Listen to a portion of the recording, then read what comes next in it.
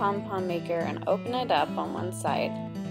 Then take your yarn and start wrapping it with both of the pieces connected.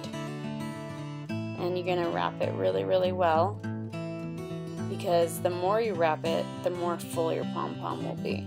So you want to wrap it really, really well if you want a full pom-pom.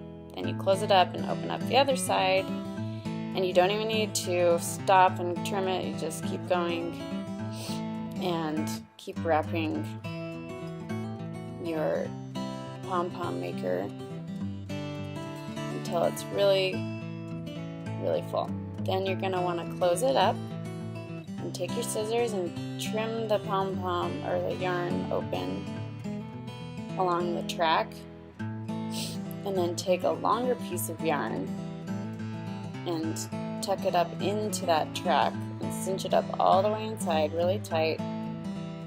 Tie a double knot as tight and secure as you can, because that's what holds the pom-pom together.